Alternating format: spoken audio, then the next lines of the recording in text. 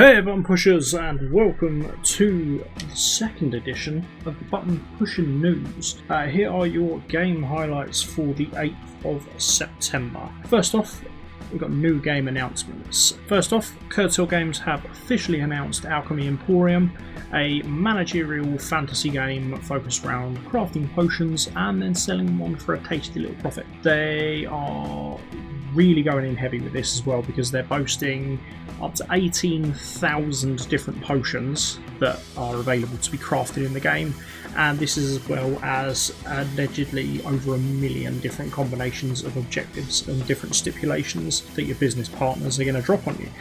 And that, by anyone's count, is a ridiculous amount of things. So obviously, with this being a fantasy game, there are going to be fantasy elements. So while you're going about your business, you can have companions of the fantasy ilk, so dragons, skeletons, imps, and these can be leveled up and upgraded alongside your own character. You'll also have complete control on what kind of business owner you want to be. You can just do you and focus on making sure you're the best all you can possibly be, or you can try and take out the competition by sabotaging them. But they did say with every action comes a reaction, so if you want to go down that road, be prepared for vengeance. Now, there isn't a particular release date just yet, but they've estimated that it will be available, air quotes, in a few months, end air quotes. 242 have announced that Capia, which is a story-driven point-and-click in the style of 3D Quest from the mid-2000s, is heading to Kickstarter on September the 15th. Inspired by some of the classics of the genre like Full Throttle and Grim Fandango, Capia follows the story of a retired pilot, a stubborn grandfather named Stefan, who is responsible for ending the conflict between them, and his granddaughter Rini.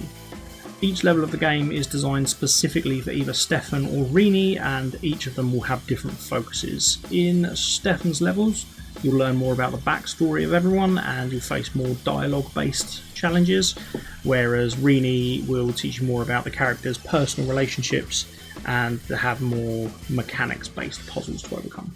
I am the Slug. Slug speaks through me. Ask what you want. So on to pre-release updates. So this is new. First off, Nacon and Big Ant Studios have revealed some of the official competitions that are going to be available in Tennis World Tour number 2, as well as I'm going to have to pronounce some of these, so I apologise. So as well as the Mutua Madrid Open and the OWL Arena, the OWL Arena, the game will also include the Grand Slam tournament Roland Garros, complete with 3 famous courts that you can play on: Philippe Chartier, Suzanne Lenglen and Simone Mathieu. There is a catch though. If you want to play these tournaments, then they're going to have to be downloaded as DLC, or you can buy the Ace edition of the game, in which case they will come included. Because, quite frankly, screw you for wanting everything in the base package. Currently the release for the main game and the Ace edition is set for the 24th of September, and that's coming to PC, PS4 and Xbox One, with a Switch release currently planned for the 15th of October.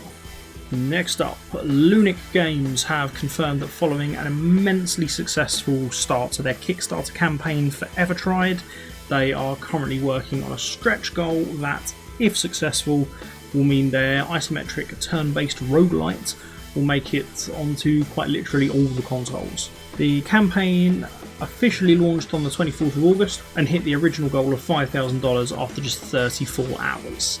Gaining an impressive 11,000 more dollars since then. They've already managed to add new modifiers, hazards and bosses to the game, but if they hit the stretch goal of 18,000 before the 22nd of September, then they'll be able to go ahead with the console launch. So, almost 6 months after releasing onto PS4 and Xbox One, Wartile officially has a release date of September 24th for the Switch, and as an added bonus, it will release with the Hell's Nightmare DLC already included. In the same vein of games coming to consoles, The Blob's Fight is heading to Xbox One, 2 years on from being launched on PC, and that is going to be coming on the 18th of September. And finally, after a successful launch on the Nintendo Switch back in 2019, Wrecked High Octane Sport is heading to Steam on the 6th of November, and that is available to be wishlisted right now. Mojang have confirmed that Minecraft is finally going to be getting a VR update on PS4, which is going to be rolling out at some point this month. It's been something they've been working on ever since the game was ported over to PlayStation, but it's now becoming a reality. No pun intended. The VR mode will come with two settings, immersive and living room modes. Both of them will include you walking around with the Joy-Con, but aside from that, specific details and an exact release date haven't been confirmed just yet, but watch this space. Apex Legends is going to be getting a September soiree, which is going to bring in fan favourite game modes and skins for a limited amount of time throughout September, starting from today. The first limited event is going to feature Dummy's Big Day, where you've got to pick a colour and survive with the help of special abilities and ultimates. A new game mode is going to return every Tuesday in September up to the 29th. And the soiree will also give you the chance to grab skins that were previously only available in the January event at a discounted price. And the soiree sale is going to be running from the 15th to the 22nd of September. Travian Legends is turning 16 this year, and to celebrate, they are launching Travian Shadow Empires, which is bringing in all the familiar gameplay elements but with a brand new twist, which, in their own words, will test the strategy of even the most seasoned Travian veterans. The first game worlds for Shadow Empire will launch from today, and more details of all of that can be found on the Travian website, which is linked in the description.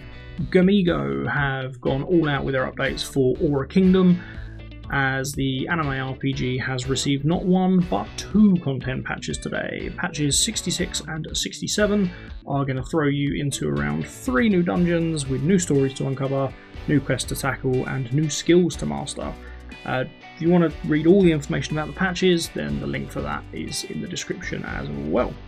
Back to Minecraft of sorts. Double 11 and Mojang have officially released the second DLC pack for Minecraft Dungeons with Creeping Winter. Creeping Winter brings in brand new environments, missions, enemies, armors, weapons, artifacts, as well as a free camp upgrade which includes new merchants, a blacksmith, and I know I've personally been waiting for this, a gift wrapper. That DLC is available to download from today, and it will cost you nothing, assuming you already have the game. If you don't, it will cost you the price of the game. Star Trek Online has received its 20th content update called A House Divided, and that is available for PS4 and Xbox One from today. This is a Klingon-centered DLC, so it will give you the chance to explore a Klingon-centered war alongside Martok from Deep Space Nine, and that will span over 2 different episodes.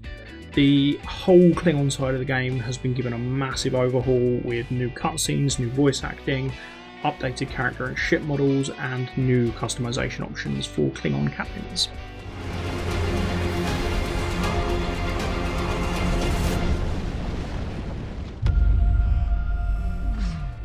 And finally, what is probably the biggest news of today and has been everywhere, and you probably would have seen it about 1 million times already, the Xbox Series S design has officially been confirmed by Microsoft, and that is coming in a much smaller package than any other Xbox before it and does not have a disc drive.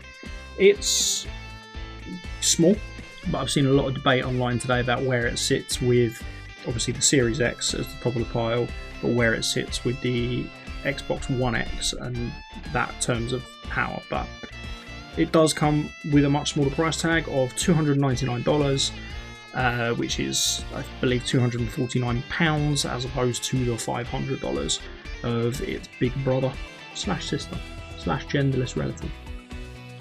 Okay, so that is your news roundup for the day. As always, if you think I've missed something, feel free to leave me a comment and tell me. If it's a big one, I will include it in tomorrow's. Also, if there's anything to do with this format you think needs changing, then please let me know and I can make tweaks, because it's still in its infancy. We're still learning, we're adapting, we're growing like a beautiful little butterfly. But thank you very much for watching. Hit the like button if you've enjoyed this. Don't forget to subscribe as well for more Let's Plays and news. Love you, bye.